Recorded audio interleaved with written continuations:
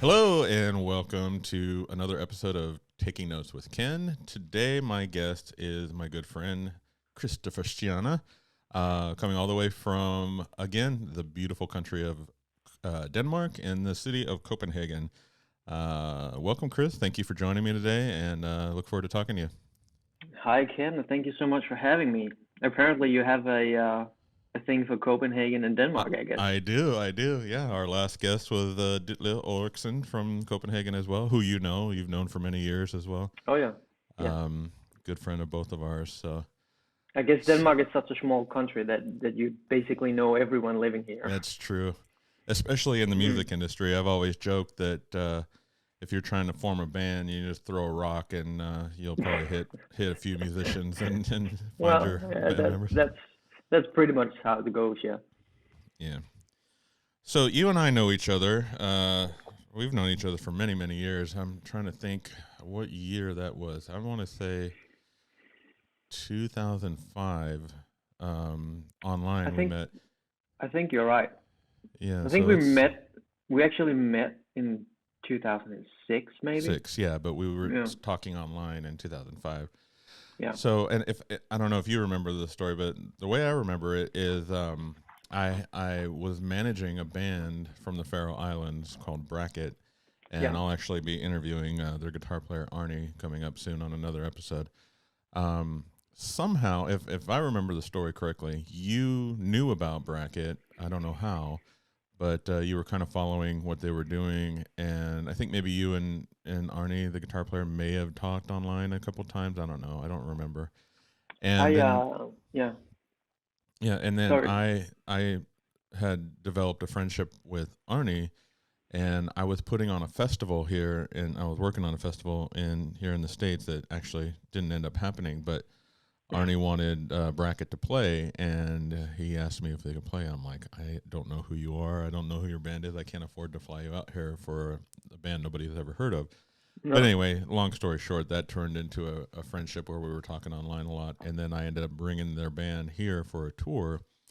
And I think you saw that. You said, "Hey, I see that you're booking a tour, a U.S. tour for Bracket. Can you do the same thing for your band?" At the time was called Flavor, Yeah. and I was like, well, I'm really busy booking this tour. I don't know that I can, work on booking another tour. And I said, I'll get back to you when this one's over.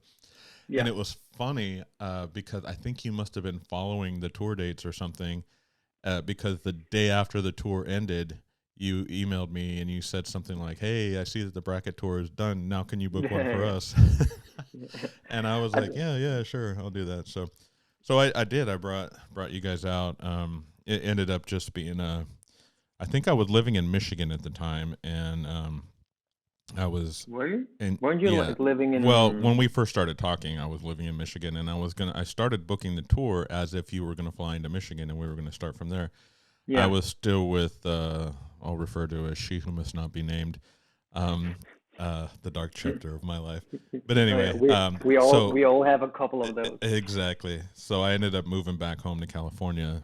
Well, where I was from originally, and so I rebooked all the shows. And you guys started the tour in California. You flew into Los Angeles instead. I Um, remember. Yeah.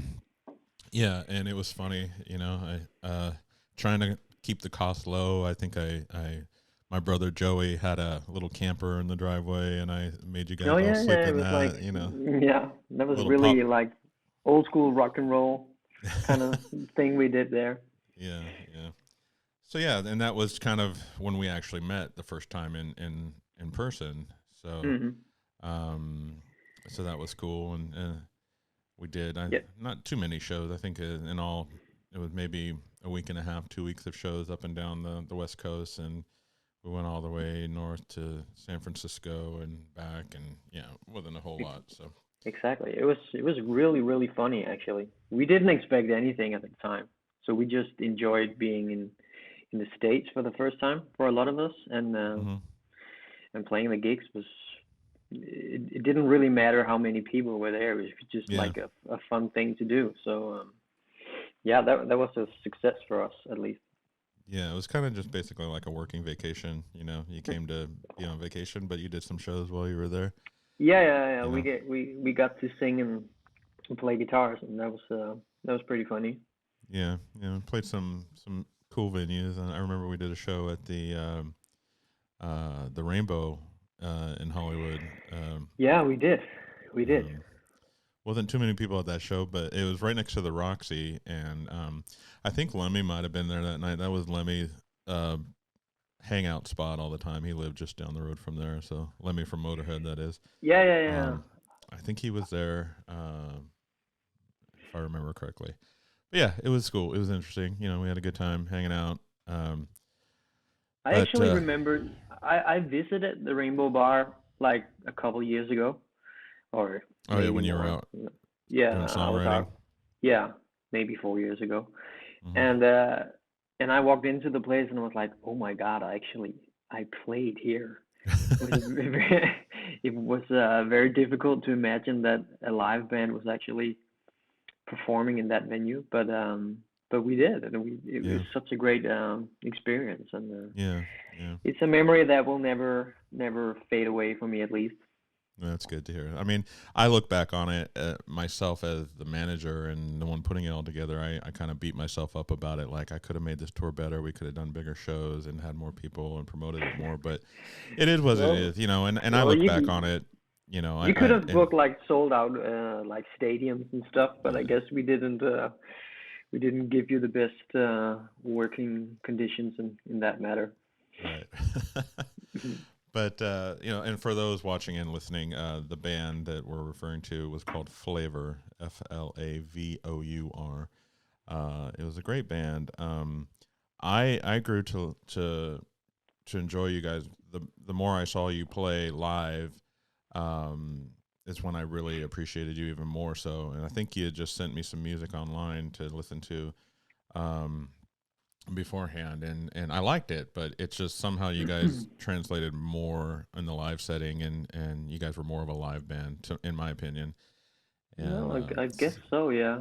I don't remember how good or bad we were actually. It's just I have a vague memory of that well, it's time. and you've done so much since then too, so it's hard to keep Yeah, everything. Yeah, yeah, definitely. Mm. So speaking of that, so yeah, you've moved on, and I remember going to Denmark the first time I went to Denmark, and that was in 2009. Stayed with you, and one of your She Who Must Not Be Named dark chapter of your life. Um, Yeah, one of many. one of many. That's right. Yeah. Um, but yeah, and you were playing on the side, and well, I think at that point when you went back to Denmark, when the band went back to Denmark, you guys pretty much just ended the band, and not on any sort of bad thing or anything. It's just like you guys all went your own way and started other projects. And Yeah, yeah, yeah, I think definitely. Casper, around that time is when Casper joined Shotgun Revolution, and I think so too, yeah. yeah, and Runa decided to go to school, move to New York, and all that. So Yeah. Yeah, he got um, into the whole graphic design kind of thing and moved to New York, so yeah, yeah. yeah. But I remember going and staying there, and I was just talking with Ditlo about this in our last episode, where you took me to see Shotgun Revolution at the Rock, Yeah. and Mm. hung out, and I just thought it was so funny. It's like Denmark, and especially Copenhagen, is known as one of the bicycle riding capitals of the world.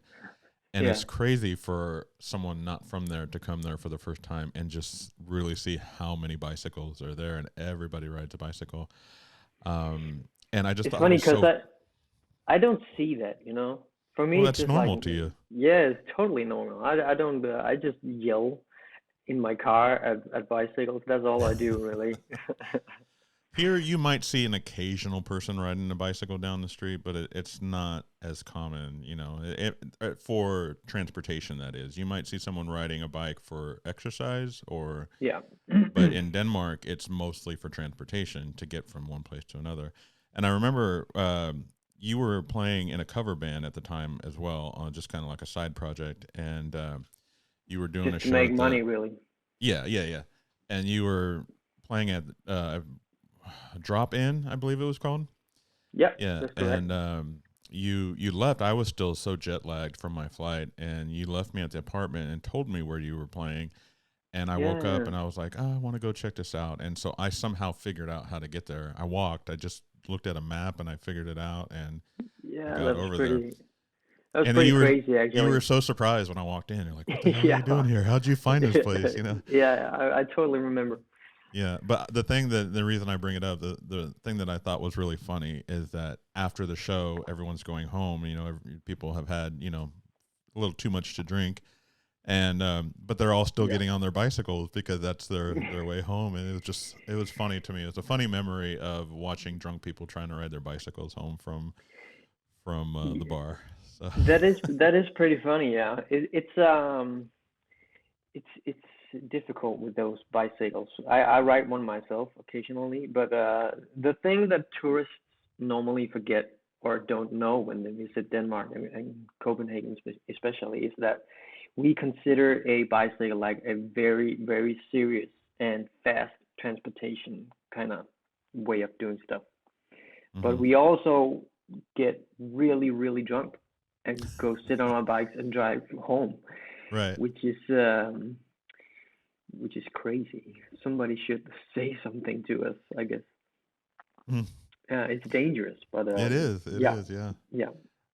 I mean, But yeah, but again, it's a very, very serious way of transporting yourself through the city.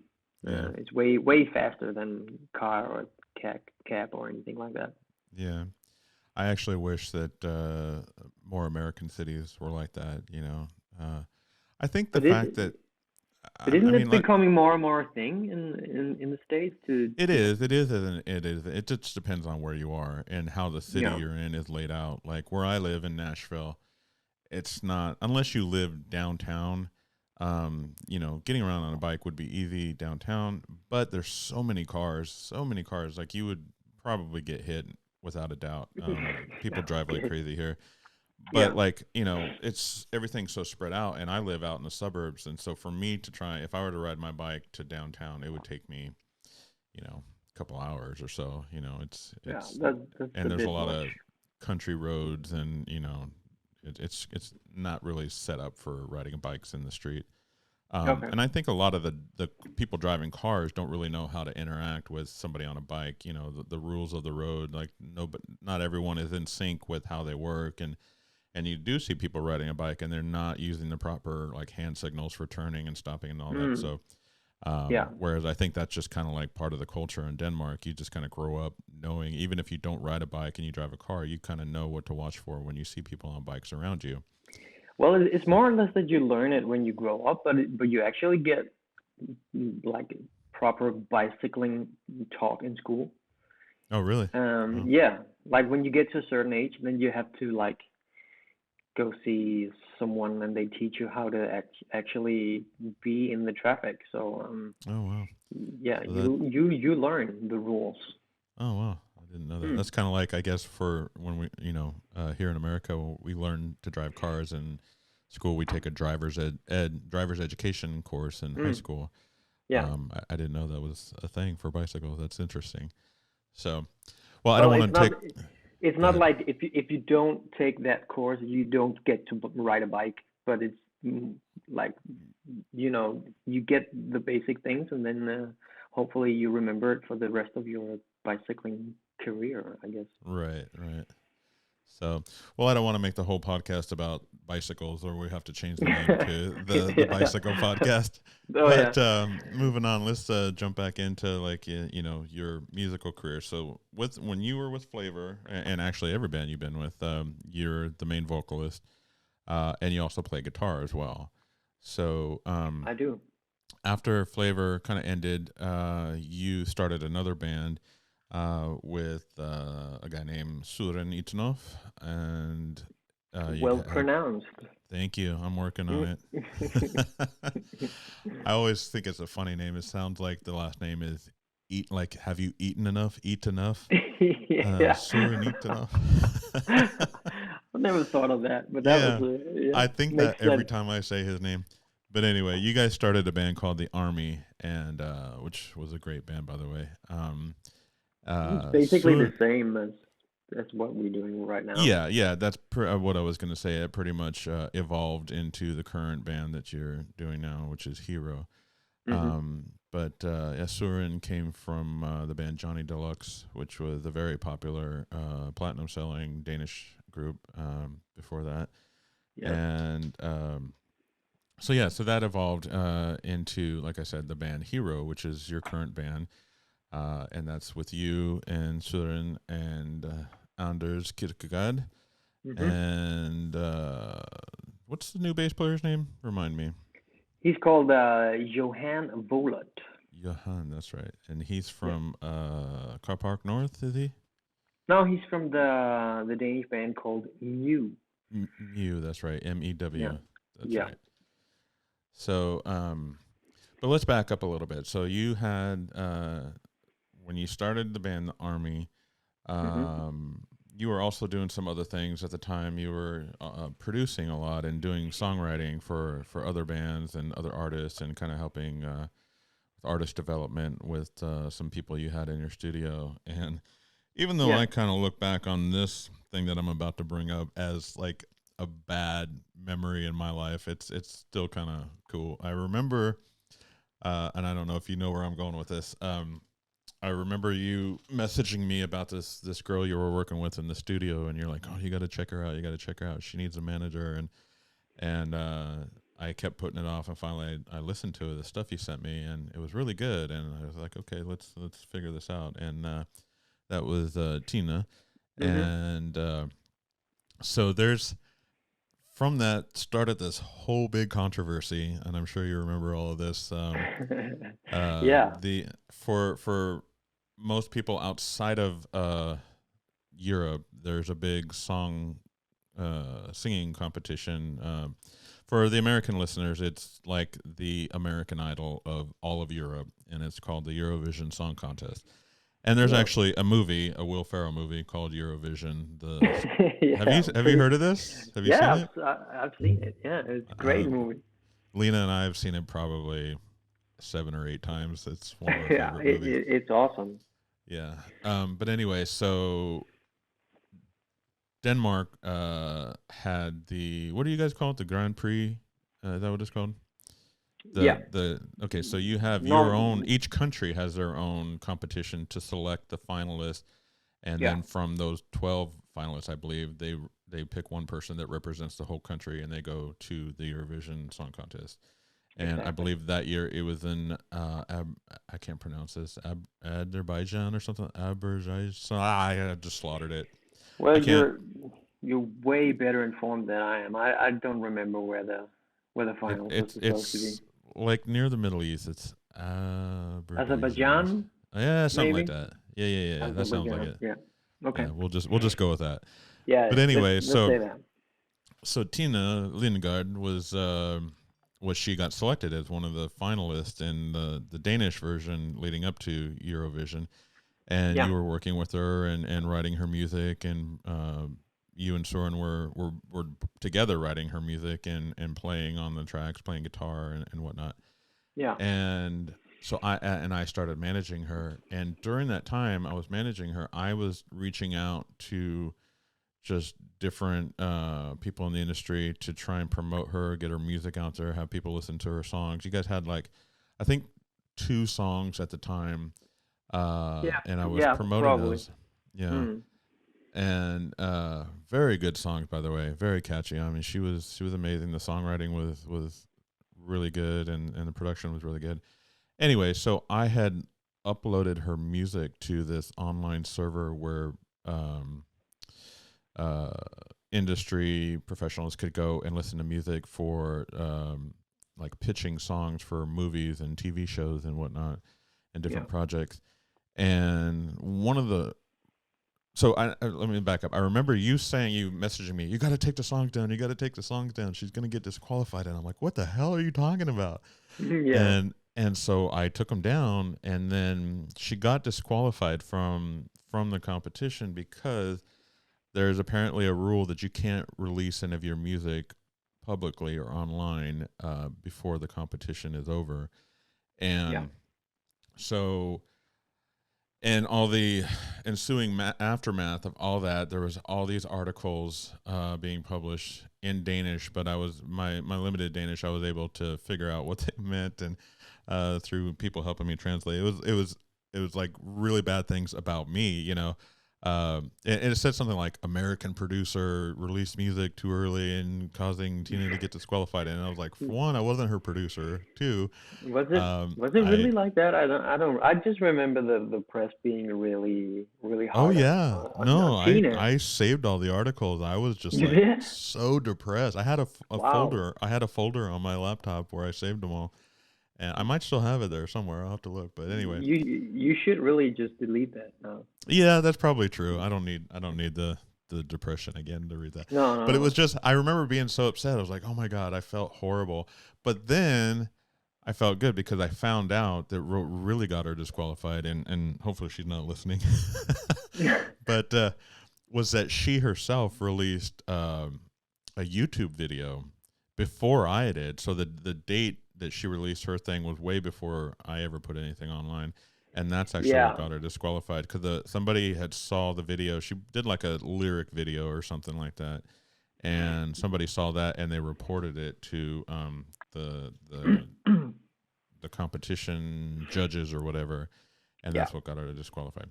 But anyway, Ac- Actually, one good thing came out of that because afterwards everybody was like, "Okay, that's a really really stupid rule. Why do yeah, you want to keep the music secret like just up till the show?" So they changed that rule. So now you can they actually release the music for the public like months before the show. oh So wow, that wow, it ended good, I think. yeah. Well, I guess And I for can. for me and Søren as songwriters, we just got a bunch load of media attention Yeah, and well publicity. So that's what I that's was okay. gonna say too. Another good thing that came out of that is because there was so much. It started out as bad publicity that she got disqualified, but all the news media, all the TV stations wanted to interview her and talk to her about that. So you guys did a Yeah, little press tour, and you actually performed a song, one of her songs, on a bunch of news broadcasts all over the country. Um, it wasn't like a small press tour. It was like a really really big one. yeah, yeah, I remember. Might I just been remember. one of the biggest press tours I've ever done, I think. Yeah, so yeah, I guess some good did come out of it. In Well, addition to it's the all the good. yeah. So yeah, I don't dwell on that too much. Actually, when I look back now, I kind of think of it as a funny story. But at the time, I felt horrible. Like I totally felt horrible that I like ruined her career or something like that. But Oh, you anyway, didn't. You didn't. yeah, yeah, it's all good. So now you've after that, obviously, you kind of went around the time you were starting the army, and then you went through the name change, changed it to Hero. Yeah. Um, and you guys have released two albums, and you're working on your third album now, correct? Yeah, Yeah. we just we're actually done with the third one. Oh, that's right. So That's right. You yeah, sent it to me. I mean, but it's not been released. You just yeah. about to release it. So is what I meant to say. Well, we're in hard negotiations with the labels to when we're gonna release it. But yeah, that's gonna be in the future. Yeah. Yeah. Are Let's you say that. talking with new labels or just negotiating with the current label from the other two albums? We're just negotiating with the current labels. Okay. They wanna put it out really soon. We wanna push it because we think there's so many singles on it. We want to send out some more singles, and Mm-hmm. I mean, putting out an album right now where COVID is still like a big thing, um, you might as well just wait and see what happens during Yeah. spring or whatever. Well, I love what I've heard so far. It's really really good. I mean, I love everything you put out. So it wasn't a surprise to me that it was a very very good album. And I'm glad you like it, but you need to be like put on your critic glasses or something, yeah, yeah, just to I do. give me like decent feedback instead of just oh it's great. Yeah, no, I will. I definitely will. I'll do that. I'll make that something I do this week. I'll sit down and listen to each song and do a critique of each song. So, Song two, I hate it. The third song, I hate it. yeah. No, but what I heard so far is really good. It's funny when you sent it to me. I I didn't realize you had sent me the whole album at first. I thought it was just a new song, and so when I played it, it was Hmm. Gravity, which was a single you'd already released, and I'm like, this is just Gravity. Why is he sending me Gravity again? Oh yeah, And yeah, yeah. then I realized it's multiple tracks. And I saw the album title, so I thought that was just the name of a song too. But when I clicked on that first one, is when it was Gravity, and I was like, oh no, this is what is it? And then, like I Yeah, said, I realized it was a full album. I was like, oh okay, I got to go back and listen to all these songs. So yeah, yeah. Yeah. I did. So But yeah, so when you the first two albums you had with H.E.R.O, you guys did some really big stuff with that. One of them was you did a nationwide tour in Denmark with Dizzy Miss Lizzy. You did an arena tour. But mhm. for most people listening, outside of Denmark or mainly in America, hear a big arena tour, it means a lot different. It means something different in Denmark because the arenas are a lot smaller than they are here, Yeah, yeah, yeah, definitely. and the country is a lot smaller. But how was that experience? They were for those of you who don't know, Dizzy Miss Lizzy was basically the Nirvana of Denmark. They were the biggest band from the '90s, and they were like Yeah, the first big, huge, like platinum selling band to come out of Denmark up until current times, where Volbeat is now that band.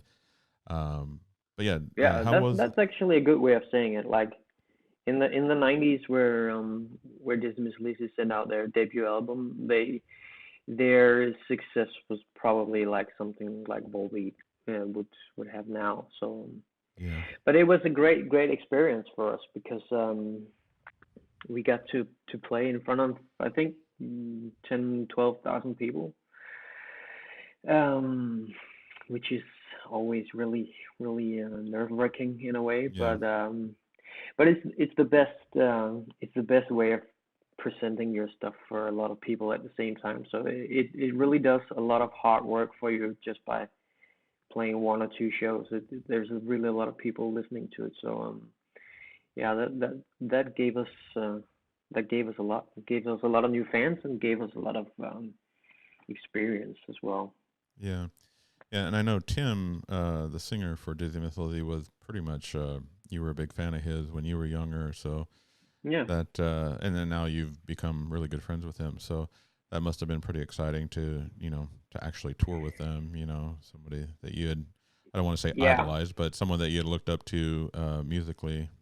I've definitely idolized him Oh, for okay, the most of we will my use that word teens. then.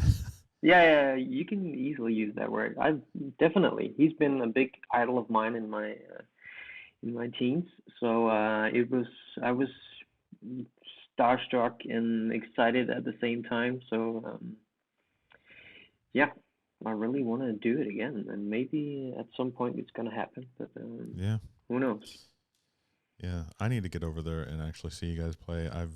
All the time I've worked with you and I've been friends with you. I've never actually seen H.E.R.O play. I've seen Flavor play many times, but I've Just never because seen you guys. H.E.R.O, we only play like 2 or 3 shows a year, so it's very Right, very right, exclusive. exactly. Yeah. But I have wanted to fly over there and check out a show. Are you guys still doing the thing this month, that Copenhagen winter show? We fingers crossed. I mean, we hope so, Yeah. but we have like very strict COVID restrictions Mm-hmm. that is set to run out on January the 17th. So that's Okay. very soon. So we're just basically just waiting for our prime minister to go on television on a press meeting and to say that it's now safe and you can go outside and go to concerts again. Yeah, well, and that's interesting that you say that because I remember not too long ago they did say that, like you guys, they said, okay, all the restrictions are lifted, Denmark is back to normal. Mm, Well, normal as it can be at this time. But yeah. I do remember you or somebody telling me that or maybe I just read it in the news that Denmark was returning back to normal. They were easing all the restrictions, but then it Mhm. was almost as soon as it happened, it went right back to the restrictions are back on. So, uh, Uh, I don't know or if that's exactly what happened because we had like all summer like for 4 months without restrictions at all, Mm. which was really great. And then all of a sudden, this new variation, Omicron or whatever, how Yeah. you would say it, is there, and then kind of messes all the freedom up in a way. So how is everything there? Like as far as like what are the restrictions like? I know it's different from country to country, and Hmm. what right now what can you not do? You know, I mean, Well, we are allowed to breathe. as long as it's in your own home or whatever. Oh yeah, yeah, yeah. No, it's still pretty much open. I mean, we have to wear a face mask, of course, Hmm. whenever you go to the grocery store and other places like that. You can go to restaurants and cafes, but they have to close at 10 at night. Okay. And well, the whole concert thing is they're allowed to like have concerts and stuff, but you have to be seated, and I think it's up to like 200 people or something like that. Oh wow. But but it's like January is a very very slow month for concerts and other True. cultural stuff True. in Denmark. So it's yeah, everybody's just hoping for the restrictions to be over with so we can get back to normal Right. from maybe in a week or so. Yeah. Here in America, it's you know, we have the wearing of masks things. It's depends on where you're at in the country. Yeah. I feel like where I live, it's kind of more of a suggestion. Okay. Yeah, I mean, it's not mandated, but you know, most places will have a sign on the door saying that you have to wear a mask inside, and even in those places, like the grocery store, for example, it'll say on the outside, "Please wear a mask" when you enter. But it's really up to you. I see so many people not wearing masks at the grocery store, and then there's lots of people that are wearing masks. So Oh, it's okay. kind of strange. Like I feel like it should just be, you know, we're all wearing masks or we're all not wearing masks. I feel like it's just left to interpretation to different people decide, oh, I don't want to wear a mask, so I don't have to. And I see that a lot. You know, it's just kind of like, you know, people think, oh, I'm just going to run in and grab something real quick. I don't need to put a mask on. And I mean, I don't know what their reasoning is, but it seems to be what it is. You know, um, in There's actually restaurants, I there was just gonna say there real quick, in restaurants, yeah. you can go into a restaurant. Obviously, you can take your mask off to eat. You can't eat with a mask on, so that's really the No. only place where it's not really enforced. I think they a lot of places will try and make you keep it on until you're seated and Yeah. at your table ready to eat. Mhm. As far as like concerts, I just did a 4 month arena tour. Just ended in December last month, Mhm. and the whole tour, the bands, all the bands on the tour, all the crew and everybody, we were required to wear our masks all the time. But the Okay. venues, each of the venues had their own requirements. So some venues required the people coming to provide proof of vaccination. Some didn't. Okay. And some required everyone to wear a mask and some didn't. But more often than not, I would look in the crowd at the shows every day, and you're talking like, you know, anywhere from 15 to 20,000 people. And I saw very little masks in the crowd, whereas everybody in the crew, we were wearing a mask because we had to. It was part of the rule of being on this tour. So it Yeah. was really strange to see that. You know, you got you know, up to 20,000 people in an arena and nobody's wearing masks. So it was strange, and everyone's just packed in together. So I don't But know, it maybe. it was like a standing audience Yeah, or yeah. Well, seated? standing and seated. So the floor, everyone was standing. It was half actually. We Okay. had what we call a B stage in the middle of the floor that was separate from the main stage. So if you were in front of that stage, you were standing. If you were behind it, like closer to the front of house mixing And you were consoles, you were seated. seated. But Mhm. once the show started, everyone stood up anyway. So Yeah. in their seats, and then of course all the seats around the arena were seated. But again, they all stood up as well. So Okay. it's just interesting. So I feel like, you know, I feel I wish everyone would just get on the same page so we can get through this. And I always joke, and you know, I say this is why we can't have nice things, because nobody wants to do what we need to do to get over this. So there's a Yeah. it's I Yeah. don't know how it is in Denmark, but here there's a lot of people that are like, they just think that having to wear a mask infringes on their rights. You know, You have this whole group of people that just think that it's against the Constitution to be told to wear a mask, and it's just ridiculous. It's like Yeah, the Constitution says nothing about wearing or face not wearing mask. a mask, No, but no. it is what it is. It's just I don't want to get too political, but yeah, it's just something we deal with here. It's kind of divided on the people who want to do one thing and other people want to do the other thing. So It's like that here in Denmark as well. I mean, people are divided, and some people like to wear the face mask, and obviously a lot of other people don't like to. But there's not a lot of interpretation, and you just have to. I mean, yeah, yeah, if you walk into a grocery store without face mask, you will get kicked out. really. Yeah, Yeah. that doesn't happen here. I mean, I'm sure there are places it does, and it did a little bit more in the beginning of the pandemic, but it Mm. feels like people have just kind of like relaxed about it and they just don't enforce it as much. But Yeah. Okay. uh, yeah, it's just a strange thing. So I don't It's like a wearing a weird. mask. I don't like wearing a mask, but I do because I'm doing what's good for the for everyone Yeah. else. Yeah. We Um, just want this thing to get over, I guess. I look forward to the day when we don't have to wear them anymore. But until then, I'll continue to wear mine. Yeah. Anyway, moving on. Again, don't want to talk about that the whole time. So, No.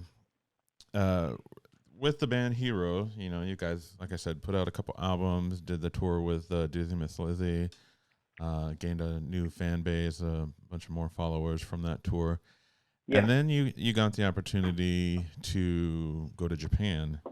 So let's hear about that. I know you had such a great time there, and I was bummed. I really wanted to go with you guys, but yeah, it looked like you guys had a good time. So talk to us about what led up to that happening, and you guys getting the opportunity to tour, opening up for Slash over there. So Mm, yeah, it's kind of a long story, I guess, but we got signed in Denmark by on the same label that had Disney Miss Lizzy, and mm-hmm. that band Miss Lizzy had like a very big career in Japan, and I don't know their story about how they got there or whatever, but they definitely had a big career, and there's this very famous and well-known radio DJ in Tokyo and Osaka in Japan called Masa Ito, and he got sent like a sampler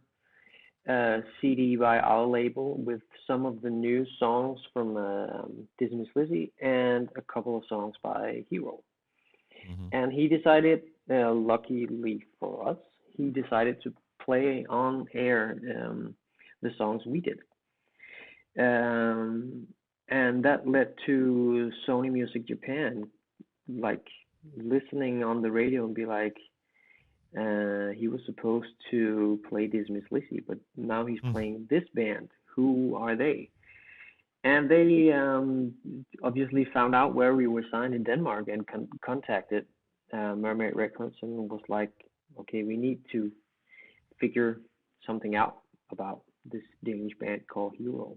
So they negotiated and talked for a while, and we worked on our debut album along that, and it all led to us being invited to play a showcase in Tokyo. Um, that was the first time we got to Japan, and when we played that show, um, like 8 people from Sony Music Japan was there, and we got invited to like a special kind of business suite or whatever at that venue, and they were like, okay, now we've met each other and we think you guys are great, let's make a deal. So yeah, we agreed, and they released our debut album, and we got to in Japan, when you sign with a label, you naturally sign with a booking agency as well. Mm-hmm. And we got signed to a booking agency called Creative Man, Mm-hmm. and they had Slash and Miles Kennedy doing a tour, and they wanted us to support. So and they asked Slash. We were told that they asked Slash, and he was like, "Yeah." Sure. So we got Hmm. to play two shows for him, Mhm. and then the year after we came back and played our first two headline shows in Japan, in Tokyo and Osaka, I think. Yeah, Osaka. Osaka. Osaka. Yeah. I've been to Japan for a couple of times now. I've been there myself to do promotion for the album, and I absolutely love it. Yeah. It's a funny, weird, and very exciting place. Yeah. Yeah. I imagine you stand out there pretty much being as tall as you are, and and just basically Just by the just by having a beard, you yeah, that's stand true. out. Yeah. Yeah. So That's definitely high on my bucket list of places to go. I've been fortunate to do a lot of traveling. I've been to 25 countries, but have not been to Japan yet. So no, Lena you and I have you talked about going there a few times. yeah. We definitely going to go check it out one of these days. And I don't think So it's that expensive anymore. So it's no, definitely something you should do. yeah, and they have the best food. Japanese I'm a food is I'm great. a I'm a big sushi fan, so Yeah, I have a yeah. blast whenever I'm there. Yeah, Lena and I, we eat a lot of sushi too. But being that we're vegan, we've found a bunch of places that have like vegan sushi. Obviously, it's not fish, so it's No, it's mostly just like like vegetables and rice, I guess. vegetables wrapped in seaweed and rice and all that. It's Yeah. actually pretty good. There's some places that do it up really good. Okay. So, so, so what's happening now? Like with the pandemic, and I hear this just from everybody. Things are put on hold just everywhere across the board. Is that kind of where you guys are at as well, or do you have any plans that are being pushed back by COVID still, or is there anything you're moving forward with? Obviously, the next thing is releasing the album at some point. Yeah. Um, We um we just released our second album in April 2020, I hmm think it was. Just when the COVID restrictions and the total lockdown of Denmark kicked in, and I guess the rest of the world as well. So we quite quickly found out that the second album was just gonna be like wasted in a way, mm, or at least like thrown out. So we took some time just like feeling really bad about that because we thought we've really overdone ourselves in a way with that album, and then started to work on new stuff because you couldn't play live shows, you couldn't go out, you couldn't do nothing else but just write songs. right. So we did that, and now that we're done, we're at a point um where you just like you have to plan, and you gotta accept that maybe some things will be postponed or anything, but you gotta at least hope and expect for the best. So Yeah. that's where we are right now. I think we've done the best record we've ever done, and we are now just starting to book shows, and we're speaking to the label in Japan, the booking in Japan, and trying to figure out when is it possible for us to come back and do shows because that's So what we want to do.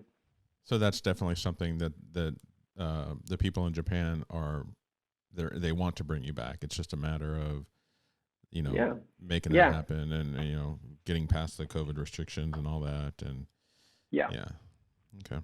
That's Japan is a very big part of the hero like, career or however you would put it. But we always have to listen to and plan um, our actions from what happens in Japan, and Yeah. they wanna release the album and keep telling us that things will clear up very soon. So we'll just keep our fingers crossed, I guess. So what are your thoughts on for people listening that might not understand hesitation for releasing an album right now during COVID? I mean, I know why, but you think it's mainly because people are hesitant to spend money and buy an album during COVID, or what do you think is the reason a good reason to be waiting? as opposed to releasing something Mm, now? Normally, when you release an album, it's a very very good idea, especially when you when you when you're a band that's not in our in our in our instance, we're not from Japan, so we have to when we release an album, we have to go to Japan and do like Mm, promotion right. interviews, stuff like that. If you don't do that, then you will probably just sell the like for the most hardcore fans that will Yeah. see you post stuff on Instagram and stuff on that like Right. that. So you have to go there. You have to do all the promotion talks. You have to play some live shows and be on television or whatever Yeah. they put I you got through. it. Mm. So yeah, because you're not able to go there and promote the album, then people aren't going to buy the album, and so Yeah, that makes sense. Yeah. yeah, Well, and if the world is like too busy, worrying about a pandemic, who am I to be the one standing there? Hey, by the way, listen to my music. That's right. like seems like nonsense in a way. Exactly. When there's so much other crazy important things going on in the world, you know. There Uh, are luckily more important things than music. So exactly. That's true. yeah, So have you, during this downtime, during the pandemic, have you been working with any other artists? I know you've done a lot of producing and songwriting, and do you still have your own studio, by the way, or yeah, do you yeah, okay, yeah. That's my daytime job in a way. okay, I go there every day and write songs, um, and for the last couple of years, I've been normally I write a lot of pop songs and work with artists on a day-to-day basis. But during this pandemic lockdown, I've actually written a lot of rock. I've a lot of rock songs for other artists in Denmark, Finland, Sweden, all over Scandinavia, and yeah, I've actually I've done a project and we just finished the album with the guitar player from the Danish like old school heavy metal band called Pretty Mates.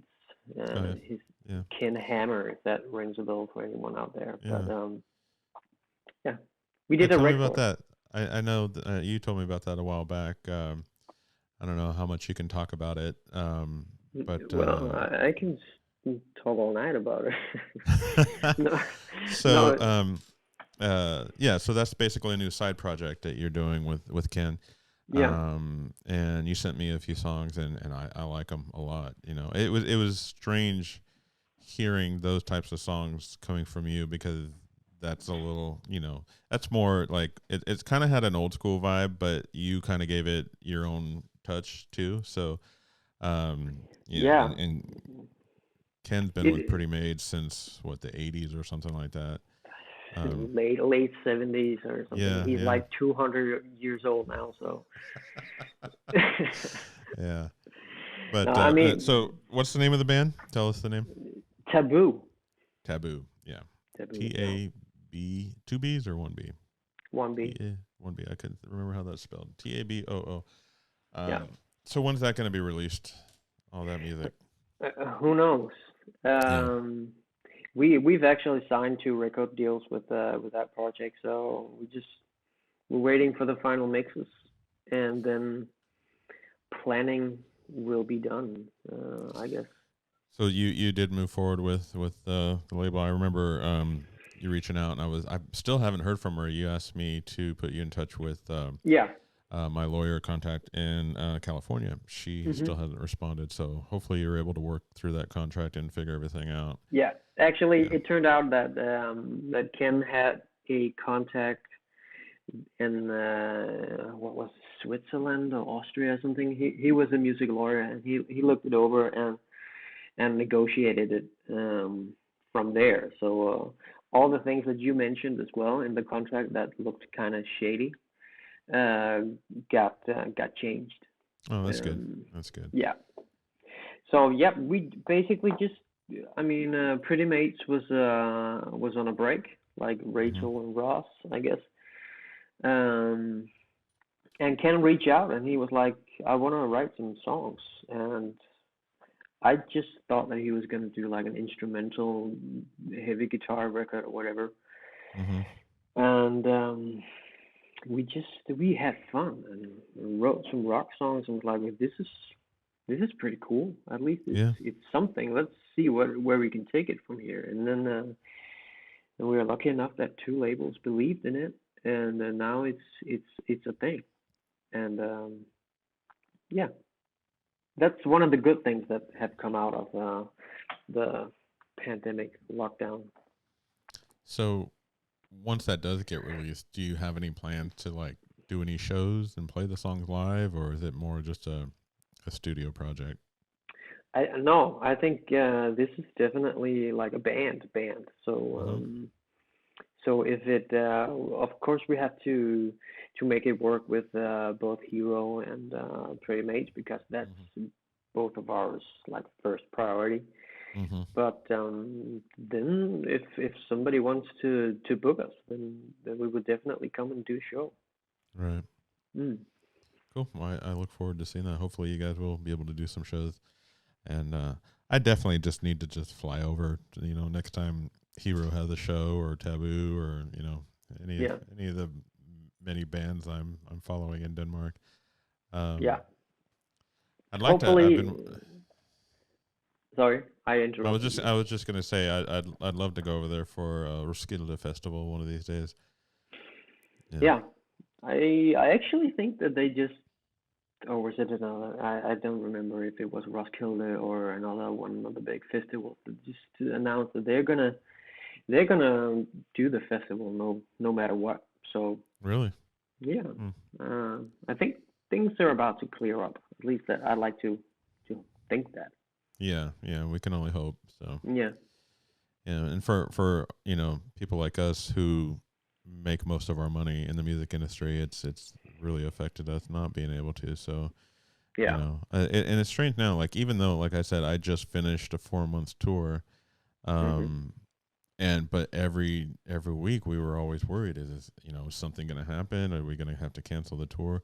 Somebody in the band got COVID, and at one point towards the end of the tour, and we actually had to cancel two shows Mm. and reschedule one show, Yeah. and it was kind of scary because you don't know if the whole thing's going to get canceled after that, and thankfully it didn't. And I actually got COVID, and the way that tour worked is we would go out for a few days, come home, go out. It was just back and forth, so we weren't like out consistently for the whole time. No. I got COVID right after the end of our West Coast run, and we were about to go on a 10-day break. So I tested positive when I got home, and I was Really? able to quarantine for 10 days on the break, and then I tested negative right before we went back out again. So it didn't. Oh, I didn't miss out on any shows, thankfully. So. yeah. But Good for yeah, you. going into this year, there's so many tours going out, and I'm waiting to find out what my next tour is going to be. But then, you keep hearing that, things are getting canceled, and a show here, a show there. There's a few European bands and Scandinavian bands that are planning U.S. tours this year, and I just keep my fingers crossed that those aren't going to get canceled. So, but we'll see. Yeah, I mean, at some point you just have to accept that this is the world that we're living in right now. So Hmm. maybe you just have to try and live your life as the best way as the best way possible, and you gotta have some concerts either way. So Yeah, yeah. yeah, That's true. So I want to just switch gears a little bit and talk about your personal life. You're now married, I and you am. have a little boy, Vito. Is that how you pronounce it? Yeah, veto, Vito. like the veto right. Yeah, yeah. Yeah. So how's that? How's married life for you, and being a dad? It's been absolutely amazing, really. Obviously, the first year is pretty hard because there's a baby all of a Mm-hmm. sudden, and they don't sleep as much as you'd like them to in the Right. beginning. Right. But now, I mean, it's awesome. Mm-hmm. Um, it's a very big part of my day. Like I'm being the one that drops him off in kindergarten and picks him up again when he's done and when I'm ready after work. So I think I absolutely love it. Yeah, that's cool. I've Um, been looking at the pictures you've been posting of him. It seems like he's growing up so fast. He's getting so Yeah, big. he's 4 this summer. Wow.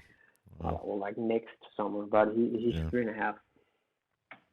Yeah. So yeah, that's amazing. That's always something that people have told me throughout my entire adult life, and I've always been like, yeah, well, I guess it's not that exciting. But when it actually happened, and then I was completely blown away. Really Mm-hmm. gives you a whole new meaning. Um, so yeah, Yeah, and it's interesting that you mentioned that you're the one doing a lot of things, dropping him off at you said kindergarten, but you guys also say, do you say Barnehagen as well, yeah, or is that yeah. more of a Norwegian thing? Okay. No, no, no. Uh, so this is one thing I noticed in all my travels throughout Scandinavia, and it's so different than in America. Where in America, it's typically the mother that does a lot of the parenting and the child rearing and staying home and not working and taking care of the child. But Yeah, in Scandinavia, it's just really cool to see that the fathers are playing just as much of a role in the parenting of their kids. And there's what's it called? Here when a woman gets pregnant, she has maternity leave mm, to leave her job and stay home and have the baby and then stay home with the baby after it's born. You guys have that, but also paternity leave, yeah, which is not really a big thing here in America. I mean, I don't know of any father that's been able to have their employer pay them to stay at home with their kid. no, But it's pretty common in Scandinavia, at least from what I've gathered and the people that I know. yeah, So I think it's really cool because from what I've heard from different people is like you kind of time it. The mom will take maternity leave first, and then when that's over, then the dad takes paternity leave. So you've got, and I think it's like 6 months or something like that. And you've got mom taking the first 6 months and dad taking the second 6 months. So you've got basically a full year where a parent is able to be at home with the yeah, baby, yeah, and you don't have to pay to put them in childcare or anything like that because you're getting paid to stay at home. mm, Uh, I love that, and it not only from a financial standpoint of not having to pay for childcare, but for the I guess for the lack of a better word, the psychological reasons, like for the baby to actually have their parent with them, or at least one parent, with them, as opposed to just getting dropped off with a stranger to take care of them during the day while both mom and dad are at work. yeah, Um, and I think it makes the child a more uh, easy, how do I say this? Well adapted, maybe. I don't know. I might be saying the wrong word, but I can no, see in but my head what I'm trying to say, but it's not yeah, coming out right. but I totally I get what you mean. Um, I don't know if it's true though, if they get more adapted, but that's just the way that we like to do things Yeah, in Scandinavia, and so far it has turned out to be great. I think yeah, there are some very nice people walking around in Scandinavia, so apparently yeah, something's working up yeah. here. Exactly. It's always voted one of the happiest places in the world to live. That's So. true. That's true.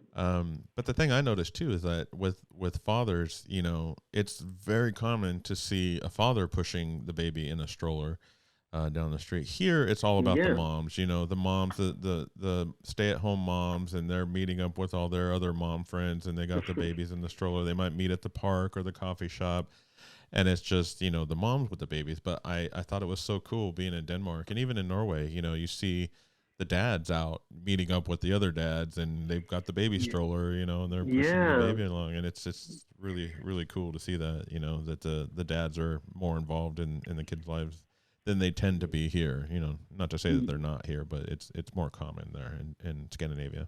Yeah. I wouldn't say it's a 50-50 thing here, but there are definitely a lot of dads um, taking their turn on the raising of the child in a way. So Mm-hmm.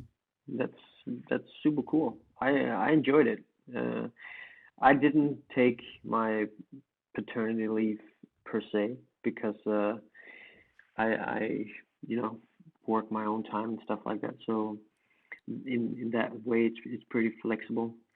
And Right. since Heidi is the one that's making all the money, then it was pretty obvious that I had to take care of the baby. Right. You know, yeah. So let's just be honest. Um, that's how the cookie crumbles in a way. So Yeah. yeah. But yeah, I hear you. So, in wrapping up here, this is the question I try to ask all my guests, and I think I'll know the answer to it. Well, your answer. And the question is simply, what is music to you? What's music to me? Yeah. Like in like 4 years ago, I would say everything, but Hmm. now it's like I don't know. I mean, marriage is 40. My kid is 40, and the music is the last 20%, I guess. Music. Okay. Cool. Um, For me, I say music is life. I feel like yeah, I wouldn't be where I'm at without music in my life. I think it's a very powerful force yeah. and can do a lot of good for people. You know. It is obviously for me, it's live as well, but um, I live and breathe for it. I dream in music. I talk music all the time. Uh, So does but it ever get? I yeah. was just gonna say, do you ever get, because it's basically your day to day job, outside of the band, you're actually doing music production and songwriting. Do you Mm. ever get overwhelmed or burn out on it, or just like because you're just constantly working in music and songwriting and producing and all that, or There, do you find enjoyment from it all the time, no matter what? And no. I mean, I find enjoyment of in doing what I love. hmm But there are definitely times where I just sit in the studio and stare at the screen, and I have no idea what I'm supposed to do. right, But I guess that happens for everyone. For me, true, songwriting, producing, and stuff like that is just like a muscle. You have to do it every day. true, Um, and then if you're lucky, then you get like 10, 12, 15 good songs out in a year, and that's hmm perhaps even like set really high. So obviously there's a lot of frustration and feelings like that, having to write music every day. But that's how it goes. yeah. One last thing I wanted to ask you, I've been meaning to ask you for a while. For at least the last two albums that you put out, you've worked with Jacob Henson in Copenhagen, and I knew of Jacob with by his involvement with the band Volbeat. He's Hmm. produced pretty much most of their albums for quite a while, and he's also produced a lot of other artists that I'm a big fan of. So that in turn made me a big fan of his and his producing and whatnot. So Yeah, how did you get connected with him? I guess it's just like you said in the beginning. You throw a rock and then you hit hit a producer in Denmark. No, I mean Jacob has been known in Denmark for quite a while for his hmm mixing engineering abilities, Right. and we just heard the stuff that he was doing, and it was like, okay, if there's one guy that's able to take our music to a next level, then it's gonna be him. So since it's such a small country and it's very unlikely that you have to go through a manager and or something like that, yeah, I just texted him. I wrote him an email. I was like, "Do you want to mix this?" And hmm he's not different from everyone else. So he's like, "Yeah, I need the money, so send it over." Right. Yeah, Right. uh, yeah. So that's the story really. And Jacob and I has become great friends since then. We've worked on tons of projects um, since. So it's very very natural for us to have Jacob mix and master our songs and albums. Yeah. I actually would. I'm trying to get him as a guest on this podcast. So, Yeah. Jacob, if you're listening to this, here's your official invitation. I want to have you come on as a guest. Just you should just write him, and Yeah, I'll bet you that he will say yay. Yes. yeah, yeah. Yeah.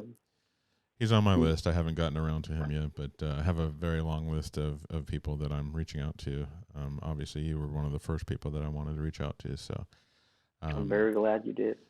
yeah. That's. I'm glad you took the time, and we had to reschedule, but here we are, and we made it happen. We made it work. Yeah.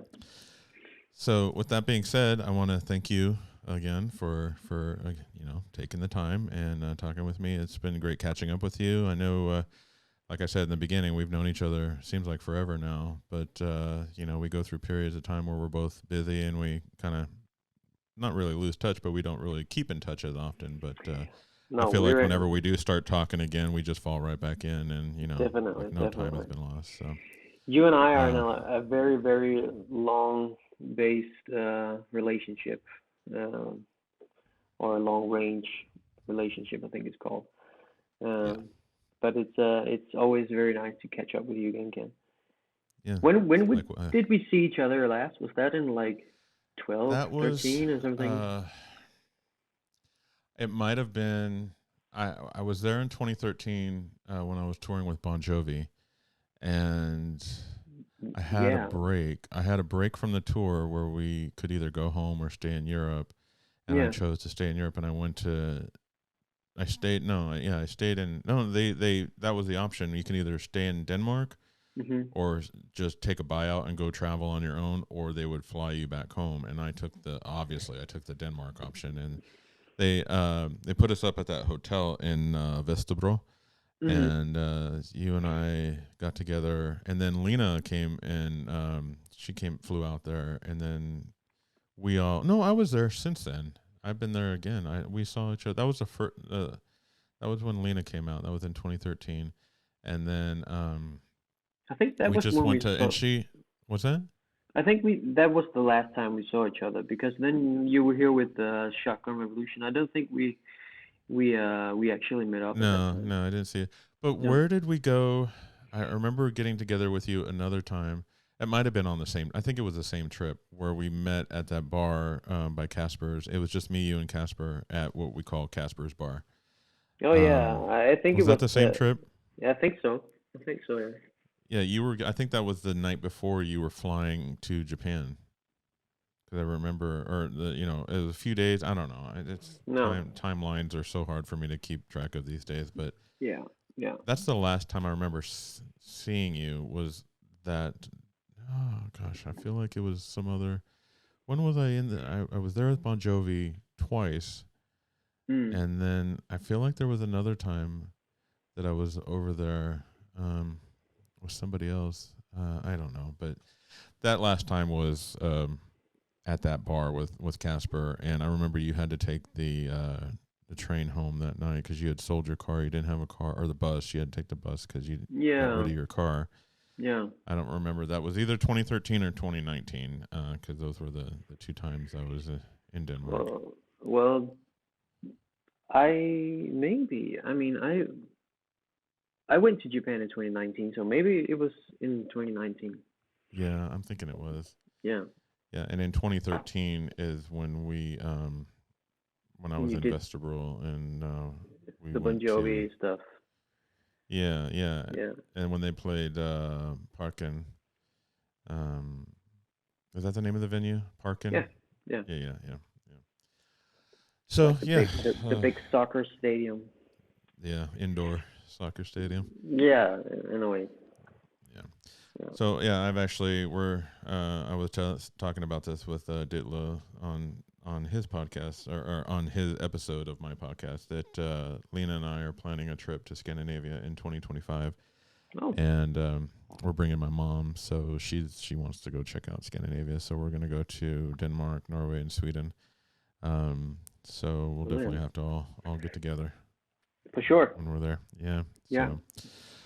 All right. Well, thanks again. I appreciate you taking the time. Again, it's a pleasure, as always, whenever I get to catch up with you. So I wish you nothing but the best with the band.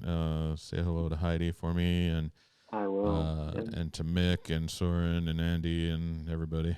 So I will, and say hello to Lena from all of us. definitely. It's been a pleasure, Yeah, Ken. yeah, same here. All right, you take care. You Talk to too. soon.